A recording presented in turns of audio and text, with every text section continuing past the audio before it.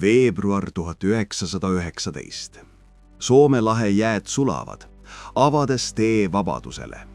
Tallinnas, Eesti Vabariigi pealinnas, kogunesid mehed, kellel oli julge plaan.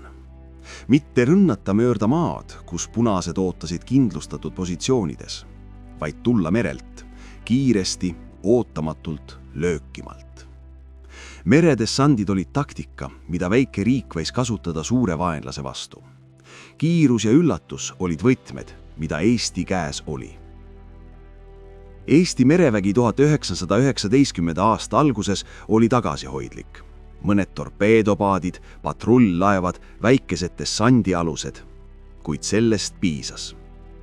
Kapten Johannes Pitka, Eesti mereväe üks rajajaid, seisis Tallinna sadamas ja vaatas neid aluseid. Ta teadis, need väikesed laevad võisid muuta sõja kulgu. Neil oli võime teha seda, mida maismaaväed ei suutnud. Liikuda kiiresti mööda rannikut, tabada vaenlast selja tagant, vallutada strateegilisi punkte enne, kui punased jõuavad reageerida. Esimene sihtmärk oli Utria, väike sadamalinn Soome lahe lõunarannikul, 30 kilomeetrit Tallinnast idas. Punased kasutasid seda varustusbaasina, kust nad toitsid oma vägesid Eesti põhjarannikul. Kui Utria langeb, katkestatakse punaste varustuskanal. Kui Utria langeb, on ukseks avatud järgmistele operatsioonidele. Operatsiooni planeerimises osales Eesti merejõudude ja Soome vabatahtlike ohvitseride grupp. Plaan oli lihtne, oma julges. Sõita öövarjus Utriasse, maanduda enne Koidikut, vallutada sadam ja rannakindlused, hoida positsioon, kuni maismaaläed saabuvad. Kõik pidi toimuma 6 tunni jooksul. Pikem ja element üllatus kaob. Veebruari keskel, kui Soome lahe jää hakkas taganema ja laevaliiklus muutus võimalikuks, sai operatsioon rohelise tule. Valiti meeskond, 200 meest, enamik neist meremehed ja rannikukaitsesõdurid. Paljud olid noored, 20–30 vahel, kellel oli rohkem julgust kui kogemust. Kuid see oli vabadussõja vaim, kus kogemust puudus, asendas seda eesmärgi pühadus. Lipnik Karl Parts, kes juhtis dessandi esimest lainet, mäletab briifingut. Kapten Pitka ütles meile otse. Me ei lähe sinna surema, me läheme võitma. Merelt tulev rünnak on meie eelis. Kasutage seda. Need sõnad andsid julgust meestele, kes teadsid, nad sõidavad tundmatusse, kus iga laine võib varjata surma. Laevad valmistati ette öösiti, varjatult. Torpeedopaadid Sulev ja Kalev, dessantialused Lembit ja Tasuja, nende nimedes oli Eesti ajaloo vaim. Lasti peale relvad, laskemoon, varustus. Mehed said käsu, reisil ei tohi olla mingit valgust, mingit müra. Vaenlane ei tohi teada, et nad tulevad. Õhtu enne operatsiooni kogunes meeskond Tallinna sadamas. Pitka rääkis neile viimast korda. Homme te teete ajalugu. Homme te näitate, et Eesti ei kaitse ainult oma maad, Eesti võtab tagasi, mis on tema oma. Mehed kuulasid vaikides. Paljud kirjutasid viimased read koju, teadmata, kas naasevad. Öö oli pime ja külm. Veebruari tuul pühkis Soome lahte, lained löövad laevade külgi. Kell 22 lahkusid laevad sadamast, nende tuled kustutatud, mootorid summutatult ulgudes. Nad kadusid pimeduse ja udu sisse, liikudes vaenlase poole. Pardal olid mehed vaikides, mõtlesid sellele, mis ootab. Meri oli külm ja halastamatu, vaenlane teadmata ja ohtlik. Kuid neil oli missioon, tulla merelt, tabada ootamatult, võita kiiresti. Halli laevad udustoosid viisid vabaduse. 17. veebruar 1919, öö. Soome lahe lained. Torpeedopaat Sulev lõikas läbi tumeda vee, tema nina kerkis lainele ja kukkus alla rütmiliselt. Pardal seisid 200 meest, kokku surutult, vaikides. Külm merituul lõikas läbi vormide, vesi pritsis üle parda. Lipnik Parts seisis kapteni sillal koos navigaatoriga, vaatas kompassi ja pimedust ees. Laevastik liikus mööda rannikut, hoidudes piisavalt kaugel, et ranna vaatluspunktid ei märkaks. Punastel olid positsioonid mitmes rannapunktis, nende prožektorid pidasid vahel läbi pimeduse. Kuid täna oli õnn Eesti poolel. uduvihm mattis laevad, muutes nad peaaegu nähtamatuks. Kalev järgnes 50 meetrit taga, tema pardal sama vaikne koorem mehi. Dessanti alused Lembit ja Tasuja tulid järel, aeglasemad, kuid mahutavad rohkem varustust. Kokku 4 laeva, liikumas vaenlase rannikule nagu varjud. Navigaator vaatas kaarti kapteni silla nõrga punase valguse käres. 30 minutit Utria laheni, sosistas ta Partsile. Lipnik noogutas, pöördus meeste poole ja andis vaikse käsu. Relvad valmis. Kui rannik paistab, oleme lahingus. Mehed hakkasid kontrollima relvi, vintpüssid, kuulipildujad, käsigranaadid. Heli oli summutatud lainetest ja mootorite pominal. Igaüks mõtles oma mõtteid, mõni palvetas, mõni mäletas lähedasi, mõni lihtsalt vaatas pimedust ja ootas. Sulevi roolimees, noor meremees Juhan Kask, hoidis rooli kindlalt, kuigi tema käed värisesid külmast. Ta oli sõitnud neid vett paljudes ilmades, kuid mitte kunagi sõtta. Kas sa näed rannikut, küsis ohvitser. Veel mitte, härra, vastas Kask, kuid tunneme seda varsti. Kell 2 öösel hakkas ilm muutuma. Uduvihm vähenes, nähtavus paranes. See oli ohtlik. Kui nad näevad rannikut, võib rannik näha neid, kuid taganeda ei olnud enam võimalik. Operatsioon oli juba poole teel. Siis nägid nad seda tumedam joon horisondil, kus maa kohtus taevaga, Utria rannik. Parts tõstis binokulari, vaatas randa. Mingit valgust, mingit liikumist. Kas punased magavad või ootavad lõksus? Vähendage kiirust, liigume vaikselt lahte, keskis Parts. Mootorid lükkasid tagasi, laevad aeglustasid. Nad liikusid nüüd peaaegu vaikides, lained ainukesena heliallikana. Rannik lähenemas, 500 meetrit, 400, 300. Äkki valgus. Punaste vaatlustorn lülitas projektori sisse, valguskiir pühkis üle vee. Sulev külmus. Mehed vajusid madalamale, lootuses, et projektori närka. Valguskiir liikus aeglaselt, otsides. Siis see möödus. Projektor kustus. Kas nad nägid midagi? Kas nad andsid häire? Parts ootas, südames peksudes. Minut möödus, 2, 3. Mingit reaktsiooni. Vaenlane ei reageerinud. Edasi, otse randa, käskis Parts. Laevad liikusid jälle, nüüd kiiremini. Enam ei olnud aega ettevaatlikkuseks. Kell tiksus, nad pidid maaduma enne koidikut, enne kui vaenlane ärkab täielikult. Rannik oli nüüd 200 meetrit ees. Parts nägi rannajoont, pimedaid hooneid sadamas, vahtlussittorni siluetti. Kõik oli vaikne. Unenägu ootamatu tormist. Valmis maandumiseks, käskis Parts. Mehed tõusid, kontrollisid viimast korda varustust, valmistusid hüppama veele. Sulev pöördus, tema külg randa vastu. Mootorid summusid. Laev libises vaikides randa. Siis tundsid nad põhja kokkupuudet. Nad olid maas. Dessant oli alanud. Utria rand ootas oma saatust. 17. veebruar, Koidik. Utria sadam. Esimesed mehed hüppasid sulevilt külma vette kahlamises randa. Vesi oli jäine, tungis läbi saapastest, kuid keegi ei kaevanud. Nad jooksid üle ranna, otsides kadet kivide ja hoonete taga. Lipnik Parts oli esimeste hulgas, tema käes vintpüss, silmad skanneerides pimedust. Rannik oli veel vaikne. Punased ei olnud märganud, ei reageerinud. Kõik oli läinud täpselt plaani järgi. Nad olid tulnud merelt nagu vargad öös, vaikides märkamatult. Kuid see vaiksus ei võinud kesta kaua. Järgmine laine mehi maandus 50, 70, 100. Nad levisid mööda rannikut, liikusid ettevaatlikult sadama poole. Kalev ja dessantalused tõid rohkem mehi, varustust, kuulipildujad. Operatsioon kulges nagu kellavärk, kiiresti, distsiplineeritult, vaikides. Siis äkki, karje. Punaste vahtmeis vahtlustornis oli märganud midagi. Häiresireen hakkas hulguma, lõhkudes öövaiksust. Kogu Utria ärkis. Valgused süttisid hoonetes, karjed kostsid, jooksuvad sammud. Parts teadis, üllatus oli kadunud. Nüüd oli see kiiruse ja tulejõu küsimus. Edasi, võtke sadam, karjus ta. Eesti dessandid tormasid edasi, jooksid läbi sadamaala, tulistades iga punkti, kus tuli vastupanu. Esimene kokkupõrge toimus sadamahoone juures. Punaste garnisoni sõdurid, äsja ärgatud unest, üritasid organiseerida kaitset. Nad tulistasid läbi aknate, viskas granaate, kuid eestlased olid kiiremad. Nad ümbritsesid hoone, avasid kuulipildujate tule, sundides punased taganema. Lipnik Raud, kes juhtis teist rühma, mäletab. Nad ei oodanud meid selja tagant. Nad arvasid, et oht tuleb maalt, mitte merelt. See andis meile minutid, mis olid kriitilised. Need minutid määrasid lahingu kulgu. Kella 5 hommikul, kui esimene hämarus hakkas asendama pimedust, oli Utria sadam Eesti kätes.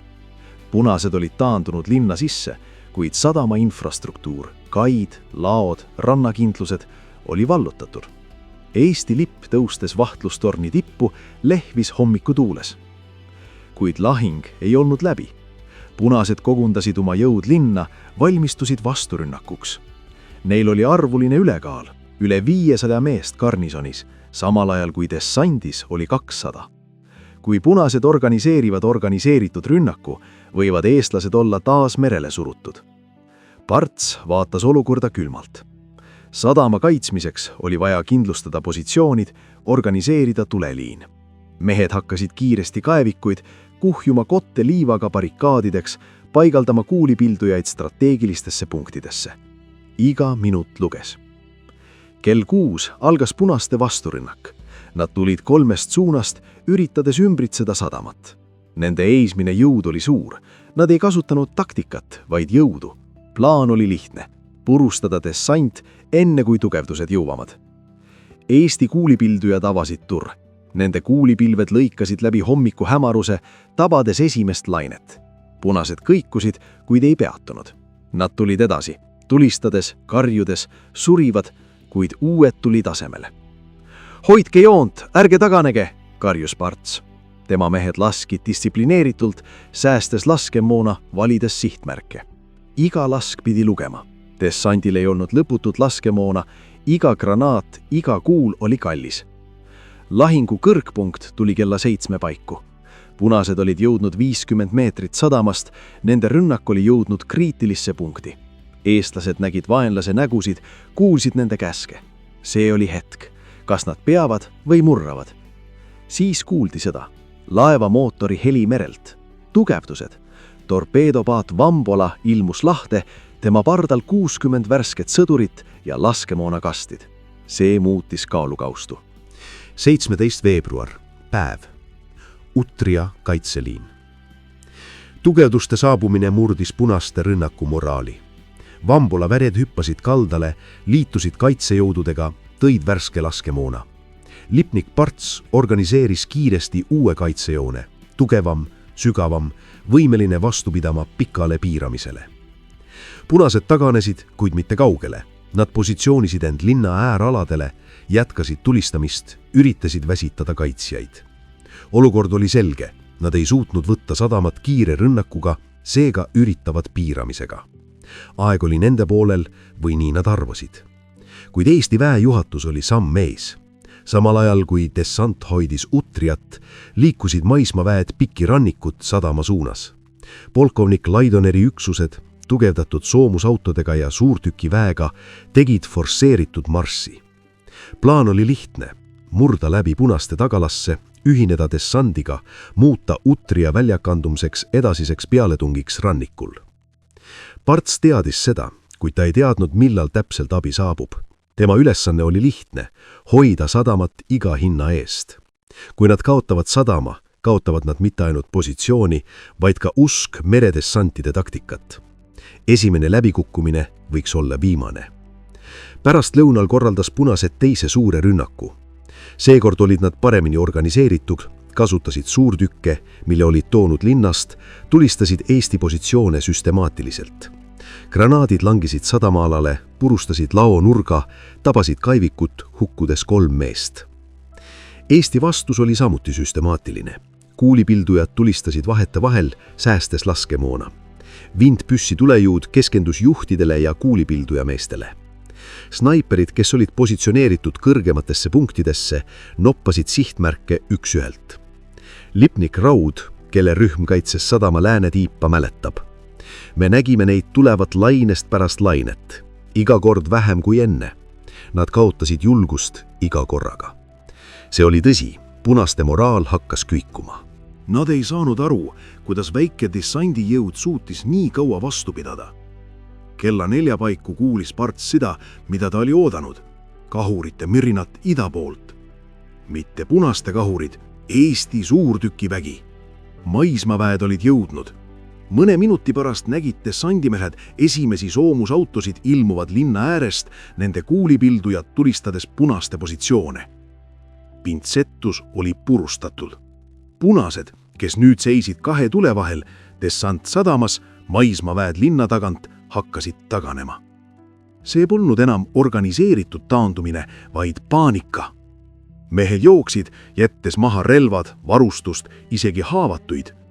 Parts andis käsu, edasi, ühendage maismaavägedega. Dessandimehed, kes olid kaitsnud 10 tundi, läksid nüüd peale tungile. Nad liikusid läbi linna, puhastades tänav tänava järel, kuni kohtusid polkovnik Laidoneri eestvaljega. Käepigistus kahe komandiiri vahel oli lühike, kuid tähendustäreg. Te hoidsite, ütles Laidoner. Me teadsime, et peame, vastas Parts. Kella 6 paiku õhtun oli Utria täielikult Eesti kätes. Punased olid taandunud edasi idasse, jättes maha sadu surnuid ja haavatuid.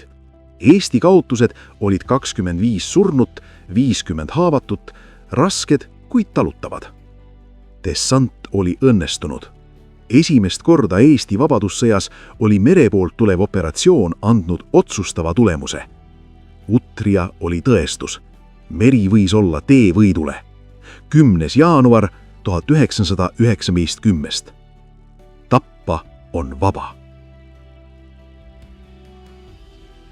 Hommikune valgus tõusis üle Utria, valgustades purustatud sadamalinna. Tänavatel lebas veel suitsuvarju, hooned olid löödud kuulidest ja granaatidest, kuid linn hingitses vabadust. Punane armee oli taandunud öövarjus, jättes maha sadu surnuid, haavatuid ja sõjavarustust. Utria, väike sadamalinn Soome lahe ääres, oli Eesti kätes. Torpeedopaat Sulev seisis kail tema kere kaetud mustade äppidega kuulidest. Meeskond oli väsinud surmani. Nad olid võidelnud 24 tunni jooksul lakkamata. Lipnik Parts astus välja laevast, vaatas sadamat ja nägi hävingu hinda. Kuid ta nägi ka võidu väärtust. Kapten Pitka saabus hommikul Utriasse mereväepaadiga, vaatas vallutatud sadamat ja ütles lihtsalt: Te olete muutnud sõja kulgu. Need sõnad olid tõsi.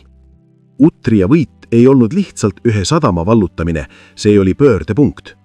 Esimest korda vabadussõjas oli Eesti kasutanud merd pealetungi teena ja võitnud. Meredessandide roll oli olnud määrav. Nende kiirus, üllatusmoment ja julgus olid andnud Eesti vägedele eelise, mida neil varem ei olnud.